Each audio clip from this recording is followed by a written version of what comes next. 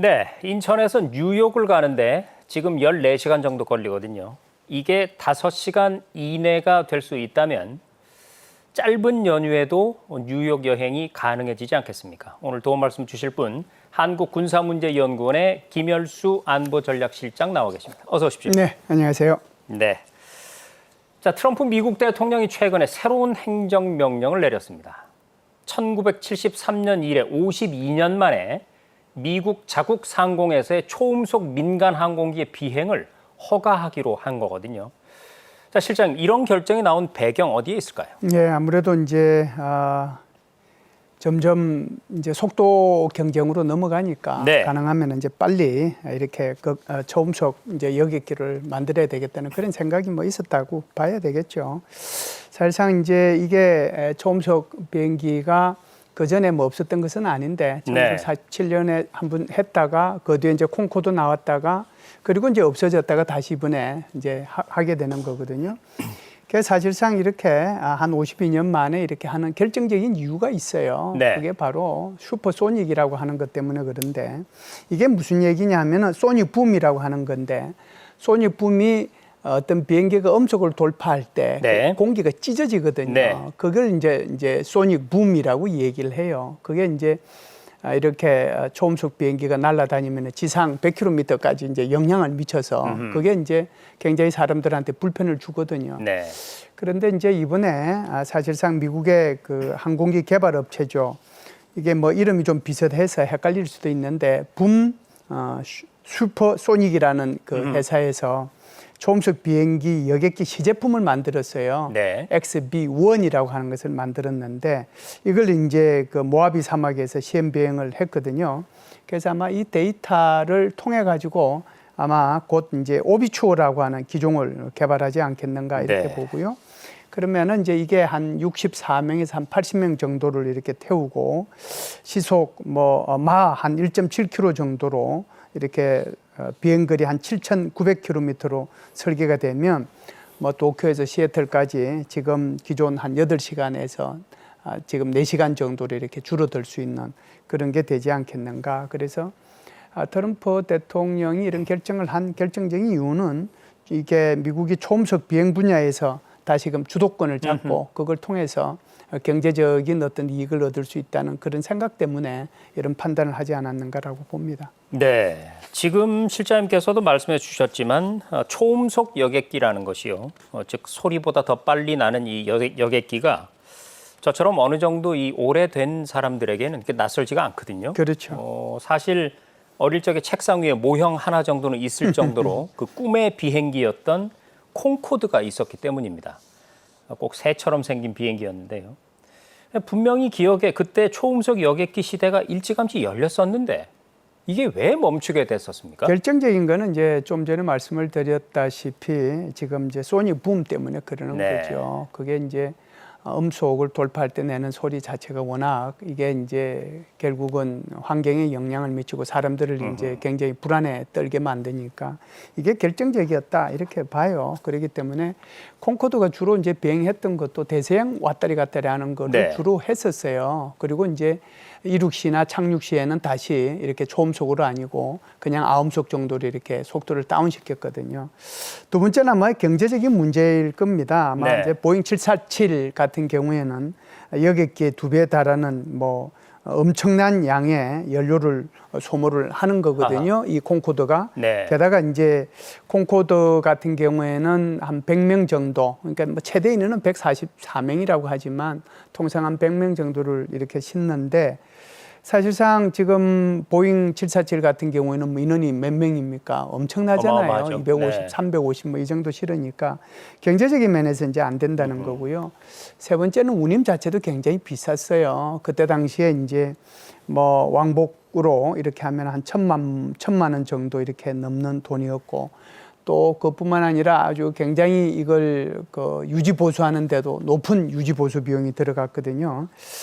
이게 이제 이런 문제가 하나 있었고 세 번째는 이제 안전 문제인데 결정적인 것은 이 콩코드가 아시다시피 2000년 7월 달에 파리에 있는 샤를 드골 공항에서 추락을 했잖아요. 네. 그래서 그때 탔던 승객과 승무원 113명이 저는 이제 사망을 했죠. 게다가 이제 보잉 새로운 기종들이 상용 비행기들이 나오면서 이걸 급속하게 대체를 하다 보니까 2003년도 10월 달에 결국 콩코더는 역사의 뒤안길로 사라졌다 이렇게 볼 수 있습니다. 그렇습니다. 자, 그런데 아까 처음에 트럼프 대통령이 자국 내에서의 이 초음속 여객기의 운항을 허가를 했다고 네, 말씀을 드렸잖아요. 그 얘기인 즉슨 지금까지는 금지돼 있었다는 얘기인데 그렇죠. 이걸 아예 금지시킬 정도의 어떤 구체적인 이유는 또 뭐였을까요? 그게 이제 아무래도 제일 큰 게 이제 소닉 붐이라고 봐야 슈퍼소닉 붐. 되겠죠. 네. 예, 소닉 붐 때문에 그러는데 이것 때문에 이제 불안해하고 그러니까 네. 미국은 항공법을 통해 가지고 아예 이제 이런 비행기들이 운항조차 못하게 하다 보니까 결국 이제 속도를 줄이게 되고 속도가 줄어들면 아무런 또 의미가 없는 거잖아요. 그런데 이제 이번에 여기 새롭게 시제품 나오게 되는 이런 이제 걸 보면은 예를 들어서 이제 이번에 나오는 그런 초음속 비행기는 고급 탄소 섬유 쓰죠. 공기 역학 기술 이제 여기 적용하죠. 디지털 센서 기반으로 해가지고 전방세야 시스템을 활용해가지고 안전성하고 그다음에 효율성도 다 높이 올렸단 말이죠. 특히 이제 고도 9,000m 이상에서 비행할 경우에 소닉 붐이 지상에 도달하지 않는다는 것을 입증을 했어요. 아하. XB1이. 네. 그렇기 때문에 이렇게 되면은 뭐 이게 의미 있지 않느냐 이렇게 보는 거고요. 2024년도 6월 달에 미국의 나사죠. 항공우주국. 네. 항공우주국하고 로키드 마틴이 함께 개발하고 있는 초음속기 X59라고 하는 거죠. X-59도 소닉 붐을 없앤 것이 특징이다. 이렇게 되면은 결국은 이 소닉 붐이 거의 없어지고 결국은 이런 초음속기가 날아다닌다고 하더라도 그냥 우리가 듣는 것은 문꽝 정도, 네. 문꽝 정도 닿는 아하. 정도 그 정도밖에 못 느끼기 때문에 이제 이런 문제는 거의 다 해결이 됐다 이렇게 그렇군요. 볼 수가 있죠. 자, 우리 시청자 여러분을 위해서 제가 조금 더 쉽게 설명을 드리자면 이 슈퍼소닉 붐이라는 것이요.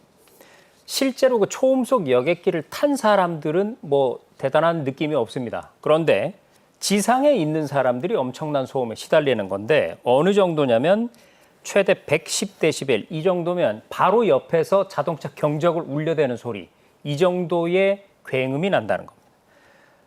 지상 100km 범위 지역에 이 소닉 붐을 형성했다고 하니까 어마어마한 이 소음이 났다는 것이죠. 자, 그런데요, 실장님, 현재 이 초음속 여객기를 개발 중인 나라가 미국뿐만이 아니지 않습니까? 그렇죠. 네, 중국, 일본도 거세게 추격 중인 걸로 알고 있는데 현재 네. 어느 정도 진척이 됐습니까? 사실상 중국의 추격이 무섭다 이렇게 얘기할 수도 있고 오히려 중국이 선도하고 있지 않느냐 아하. 이렇게 이제 판단하는 분들도 있거든요. 크게 보면은 뭐 한 세 가지를 말씀드릴 수 있는데 첫 번째는 중국의 링콩탱신이라고 하는 이 업체가 있습니다. 네. 이 업체는 상하이에서 뉴욕까지 2시간 만에 주파할 수 있는 초음속 여객기 개발에 착수를 했거든요. 홍보 영상을 만들어서 공개를 네. 했어요. 그 공개한 거 보면은 발사된 여객기가 순항 고도에 도달한 뒤에 추진 로켓하고 분리돼 가지고 시속 7,000km로 비행하고 목적지에는 수직 착륙하는 그러니까 이렇게 가는 것이 아니고 네. 비행기가 가서 이렇게 그대로 착륙하는 그런 모습을 보여줬거든요. 비행기와 로켓의 어떤 중간 정도 되는 그렇죠. 느낌이네요. 예, 네. 비행기와 로켓의 결합이라고 봐야 되겠죠. 그리고 엔진 자체도 이제 그런 식으로 사용을 하게 되는데요. 내년도에 처녀 비행을 목표로 하고 있고요. 마4 네. 그러니까 마4면은 뭐 이게 시속으로 한 4,900km 소리 정도 4배 속도. 되니까. 네. 예. 두 번째는 이제 중국의 중국 상용 항공기 중국 국영 회사예요. 네. 코맥이라고 있는데 이 회사의 연구팀도 11,000km 비행 거리에 완전히 이제 소닉 붐을 헤어드라이 정도 소리 아하, 정도로 네. 나는 것을 줄이는 것을 목표로 해서 개발하고 있는데 마하 1.6에서 1.7 속도고요. 네. 좌석은 이제 좀 작게 만들기 때문에 28석에서 48석 규모고 좀 이제 상업 비행 목표는 저 뒤로 미뤘습니다. 2049년을 목표로 하고 있고요. 그다음에 중국이 하나의 프로젝트를 가지고 있는데 그게 바로 텅윈 프로젝트라고 하는 겁니다. 네. 2030년까지 극초음속 여객기 개발을 목표로 국가 프로젝트를 진행을 하고 있는데요. 마4 이것도 베이징에서 어마어마한 뉴욕까지 속도입니다. 네. 2시간 만에 도달하겠다는 그런 야심찬 계획을 가지고 있고 이런 연유로 해서 오히려 중국이 미국보다 앞서가고 있는 게 아닌가 이런 얘기들도 하고 있죠. 그러네. 일본은 이제 두 가지 차원에서 말씀을 드릴 수 있는데 작사라고 하는 거, 일본 우주항공연구개발기구죠. 여기에서 이제 손익붐을 획기적으로 줄이는 그런 연구를 하고 있고요. 하나는 이제 일본 항공이라고 그러죠. 우리가 칼이라고 그러면 일본은 잘이라고 그러지 않습니까? 그 잘에서는 지금 미국의 여객기 개발 스타트업이죠. 붐 슈퍼소닉. 여기서 개발하고 있는 거 20대까지 우선 매입할 수 있는 권한을 확보를 했거든요. 네. 그걸 통해 가지고 이제 앞으로 그쪽으로 나가겠다라고 하는 거예요. 네. 자, 그럼 이제 여기서 다른 데서 못 듣는 글로벌 인사이트만의 강점 들어갑니다. 초음속 비행의 역사를 한번 되짚어 볼 텐데요. 자, 실장님, 최초의 초음속 비행기는 어떤 기종이었고 최초의 초음속 비행은 또 언제였습니까? 네, 그게 최초의 이제 초음속 비행기는 벨 X1이라고 하는 기종이고요. 네. 최초의 초음속 비행은 1947년도 10월 달에 이루어졌습니다. 그래서 이 벨 X1이라고 하는 것은 미국 공군하고 또 나사의 전신이라고 볼 수 있는데요. 국립항공자문위원회가 공동으로 개발한 실험용 로켓 추진 항공기다 이렇게 볼 수가 있죠.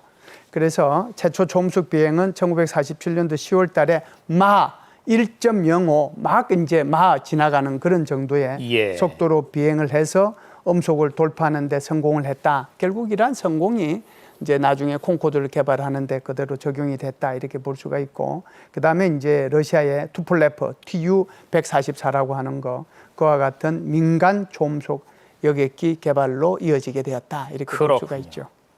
자, 사실 인류 기술 개발의 역사를 보면은요, 늘 전쟁이 일어나면 그 첨단 기술이 그 전쟁을 뒷받침하기 위해서 뒤따라가는 그런 모습을 보여온 게 사실입니다. 이 초음속 여객기 기술도 군사적인 목적으로 개발된 것이 민간으로 이전되었다 이렇게 보면 되는 거죠, 실제. 예, 사실상 뭐 민간으로 이전된 것도 있고 또 민간에서 이제 이게 군사로 넘어간 것도 있는데 좀 전에 이제 말씀드렸다시피 이제 미국에서 벨 X1 이거 하니까 이건 민간에서 한 건데 이게 이제 군사로 넘어가 가지고 군사에서는 우리가 이제 F4 팬텀, 미그 21, 그다음에 F15 이걸 이런 데로 이제 다 기술이 이전이 됐거든요. 그리고 이제 이쪽에서 계속해서 이제 마하로 넘어가다 보니까 굉장히 그쪽에서 이제 기술이 개발이 되지 않겠습니까? 그 기술 개발된 것이 다시 민간으로 이제 이전되는 거죠. 구체적으로 좀 말씀을 드리면 이게 이제 전투기 같은 경우에는 이 비행을 잘 하도록 하기 위해서 삼각형, 꼬리 모양이 삼각형으로 되어 있지 않습니까? 이게 이제 델타 이기라고 할 수 있는데 그게 이제 민간 이제 초음속 비행기로 넘어왔고요. 애프터 버너라고 하는 게 있습니다. 이게 이제 음속을 탁 돌파할 때 한 번 더 추진을 해주는 거거든요. 그것도 이제 민간으로 넘어오게 되는 거고요.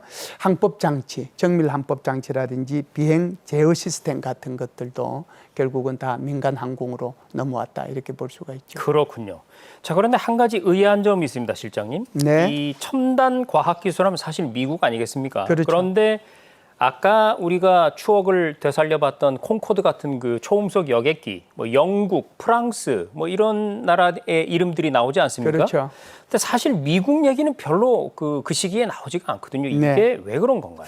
이게 이제 사실상 미국의 아픈 역사라고 볼 수가 있는데요. 1960년대 중반이죠. 미국 정부는 사실상 영국과 프랑스의 콩코드하고 그다음에 러시아의 투플레퍼 Tu-144 개발에 이제 자극을 받아서 미국도 했습니다. 만들었는데 그게 이제 보잉 2707 프로젝트라고 얘기를 하죠.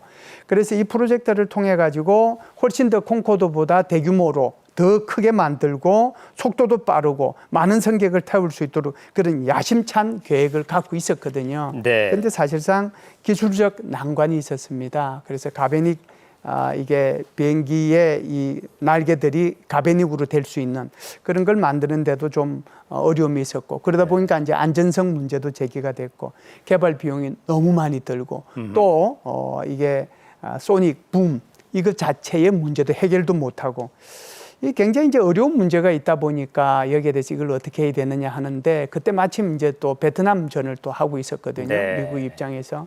그러면은 베트남전에 너무 많은 전비 들어가죠. 그다음에 이제 그때 케네디 대통령이 들어서면서 계속해서 얘기한 게 우주로 미국의 프론티어를 우주로 나가자고 그러는데 그러면은 베트남 전에 돈 들어가지, 우주에 돈 들어가지, 여기에 또 다시 돈 들어가지. 그러니까 그렇네.